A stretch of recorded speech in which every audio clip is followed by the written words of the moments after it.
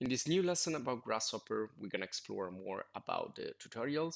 So I'm going to click on the little Grasshopper icon on the top of Rhino interface, and we're going to continue. Now you can see here the green rectangles, they represent files that I have already used or like recent files.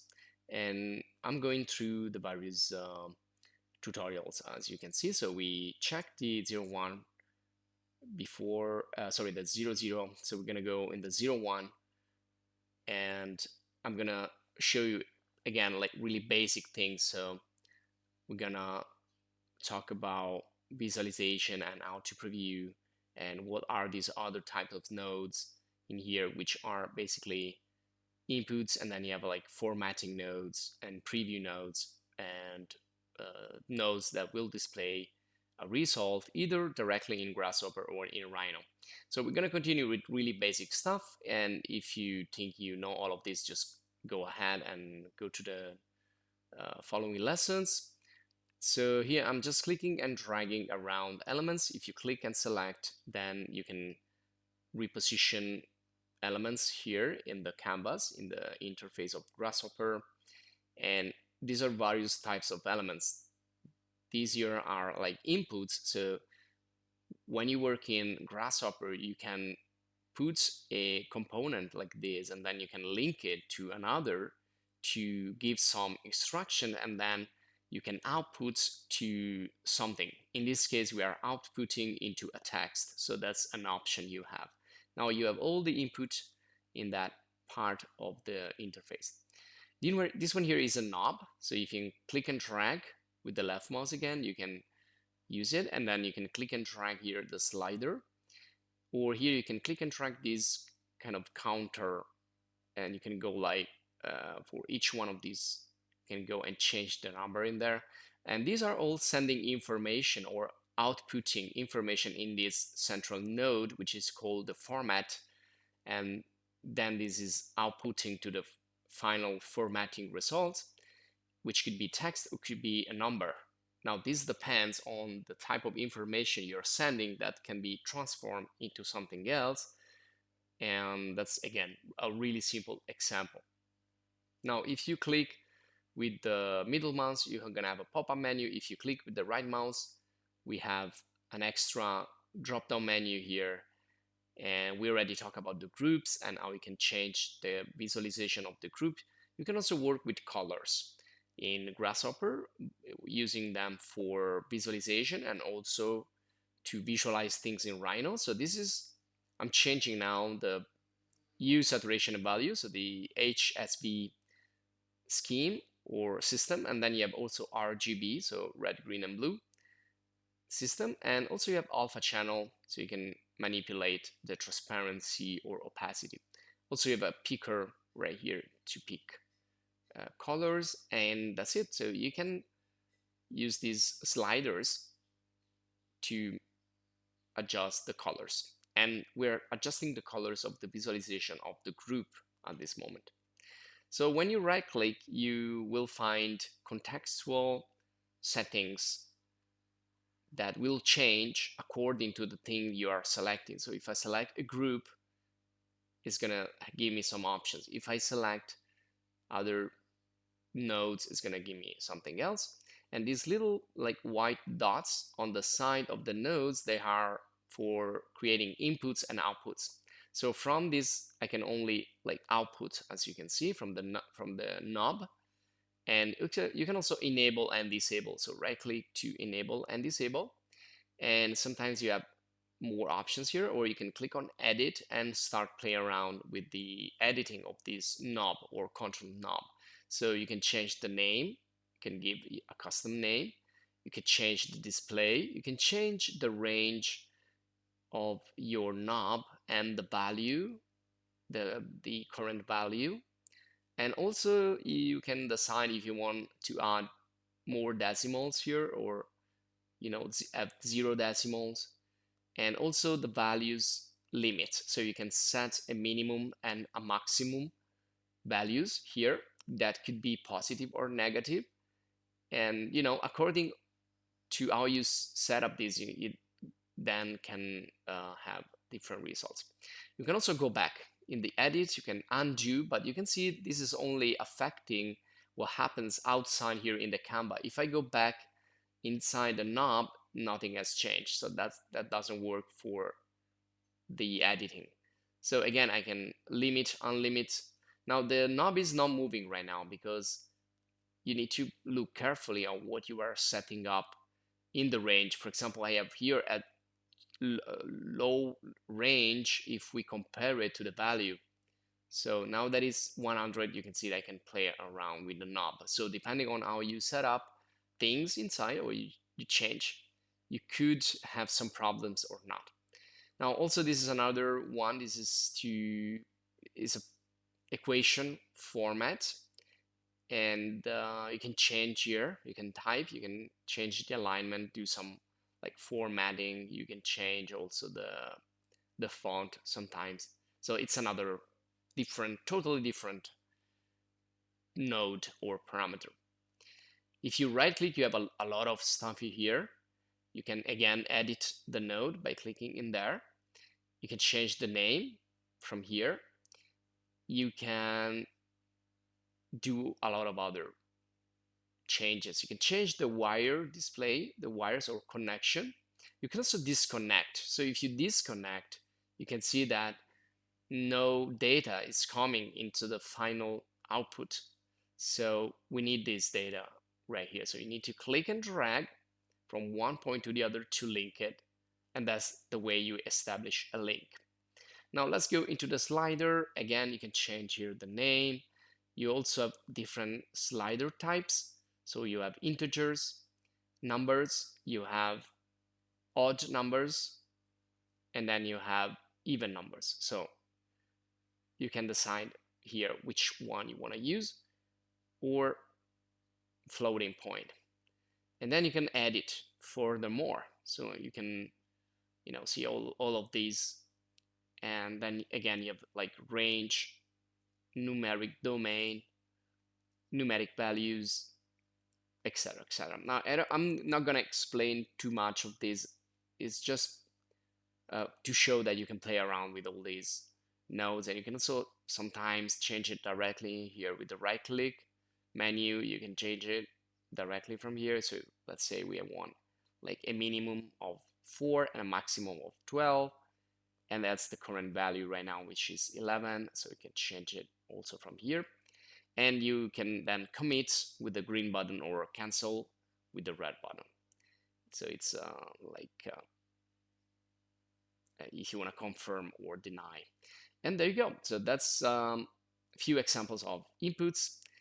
And then we have a central node, and now we have outputs. That's the only thing that is showing us in this tutorial. Of course, read all the information in there. Take your time. And I'm just gonna go through here. Now also, we have other types of commands to add more and more. If you want to add something, just click and drag from the panels above. Just click and drag.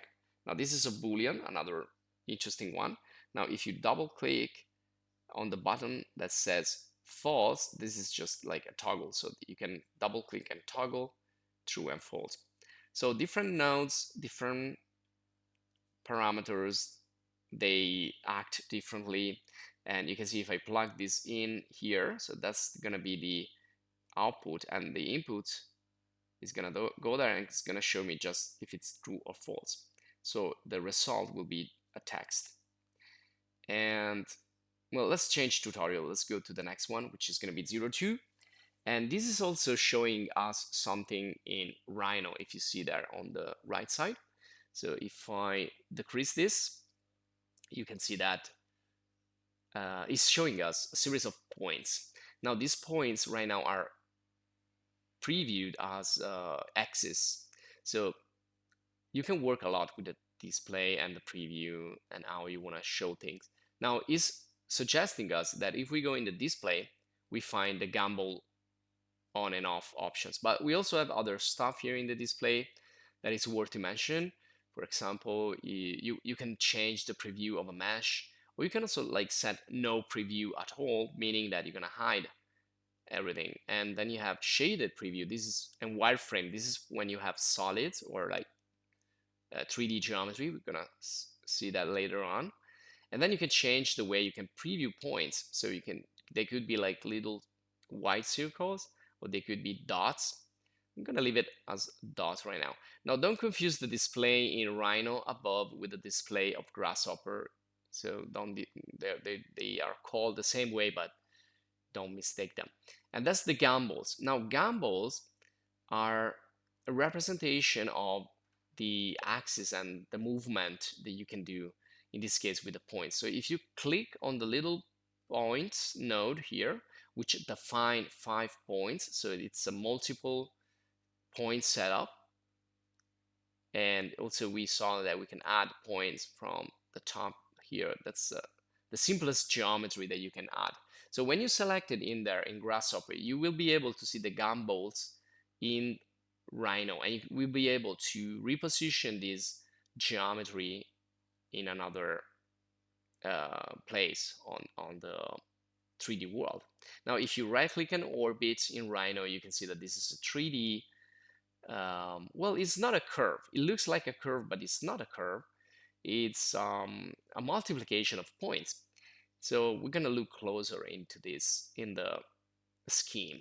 But this is the first thing. So display, how you want to show things, and also gambol if you want to see the gambol. Now the double wires indicates if there are more than one elements being used. And in this case, we are using like 5 different points, and we are plugging them in as an input into the interpolation points. Now this interpolation is the one that creates all the other elements in here, or the other points that are not actually there, but they are being generated thanks to the first 5. And these are the interpolation values, which are guided by a slider. So this slider defines how many points, or how many, let's say, copies I want to see going through this interpolation line or curve. And this is a range node. So every node has a meaning, basically, and you can find all these nodes all around in there in the various tabs. Now, if we go down here, is that this defines the colors. So one node defines the number, the other combination here, which is a little group, it defines the color, which is not a single color, but it's a combination of 3 different colors. And again, you find also, if you click in the little arrows, you find other nodes that are like hidden. So like colors, gradients, and then you have color wheels, other stuff you can play, images, image sampler, etc., etc. But let's focus on this. Also here, again, you have the same exact color selector. So you can use RGB, you can use HSV, you can use the alpha channel for the transparency, and you can plug all of these in the color as inputs, and then the color goes out as an output, and it goes inside another interpolate node that is going to interpolate the colors, and then it's going to output again and input it in the final preview. So preview is what you're going to see in Rhino, essentially. So that's the node, the final node, the final output. So we don't want to visualize this as numbers or text or whatever, but we want to visualize it actually as geometry. And here it says that black labels usually have additional options that will change the way your initial inputs will be displayed. So every time you add a node, you can add to change things around. Now, if you click with the middle mouse, let's see what's inside this like extra pop-up circular menu. So right click, we have things also that we can find in the other menu, like enable, disable, or preview, or not preview. And here also we can change the way the interpolation is generated. So if it's a curve, like a cubic, or it's just blocks, so only the keyframes the key points all linear, meaning that it's not going to be a curve. And again, let's middle mouse click, and you can preview or not preview things. So if you click here, right click, you can deactivate the preview, but also if you can also render or not the final result, or bake, which is something else I'm going to show you shortly. Now, if you middle mouse click here, you will find similar things like enable, disable, hide and show the preview, and also there you go. So you have the bake. So when you bake, what happens is that things that are just previewed in Rhino, they become actual Rhino objects or Rhino geometry. In this case, those will only be like a sequence of points. So you can see now, if I go there, I can select those points with the left click into Rhino. So let me just, now I want to keep both. So let me change the interpolation here. So right click and let's change it to a curve. So you can see now I can see both. That's the linear interpolation baked in Rhino as a series of points, and then I have the original, well, not the original, but the grasshopper curve, which still can be baked. So you can bake many times. You can move and bake, and etc. etc. You can lock, unlock, recompute. You can find something in Grasshopper. So if I'm looking for, let's say, color, I can type color here, and it's going to show me all the related nodes or swatches or whatever we are using. And then you have navigate, which is a little navigator, and you can click and pan around. You can drag it around with the left mouse. You can scroll the scroll wheel to make it bigger or smaller. And this is helpful when you have really complex schemes and you don't really know where you are and you kind of lost your way. You can find it with this. So if you get lost, essentially, it's kind of a map, and you can close it and you can position it also in other points. I'm gonna show you preference later on. Just want to show you a cluster now. Now, cluster is similar to a group. So if I select all this stuff and I use the cluster, and it doesn't show here, so middle mouse, click, and you can see now everything is like included into this cluster. It's kind of a group, but like a hidden group that you can expand and close. Up here on the left, top left, we can return to the parent situation, meaning that's now the parent Canva, and this is like a Canva inside a Canva. So if you double click, you can get back into the cluster. You can make some changes and save them and close the cluster, or discard the changes and close the cluster. And that's going to bring you back to the parent cluster, the parent Canva. And you can also right click and edit the cluster from here. So you can go back in, or you can change the properties of the cluster, also the name of the cluster, and assign a password also, and then explode the cluster. So if you explode the cluster, it's like ungrouping. So it's basically, let me do it again. Okay, so it's basically bringing back everything that is in the cluster outside the cluster. So really easy. And also here we have preferences. So in the preferences, we can set up everything about Grasshopper, like starting from the author, and then we have display, fonts, interface, colors, and etc. etc. Shortcut keys and widgets, file options, solvers or plugins, etc. etc. And probably gonna talk more about this later on. And you can see here also the plugins like Kangaroo and other plugins inside Grasshopper. Now I want to finish up with a box. So I don't see the box here, so I'm going to click on the little arrow, expand the menu, look for the box. So A grasshopper box is essentially invisible if you don't create it first. So if you right click, you want to set one box, and then you can click once, click twice to define the base of the box, and then click a third time to define the height. And that's the exact same thing you do with the 3-point box in Rhino. And now you can see that it's visualized. And the preview is going to show you the object in orange, kind of orange yellow. You can enable, disable, you can bake it, and you can also, let me show you here the wireframe. So that's the wireframe showing just the structure of the box, and that's like the shaded geometry, so where you can see the actual box. Or you can just disable any preview or any, you also have other options here for material and quality, but we're going to talk about those later. So this will be all for this video. I hope you enjoyed. If you did, subscribe to the channel to stay updated for more. If you want to thank us, support us, please join the channel, check our other courses and guides, and that's it. See you in the next lesson.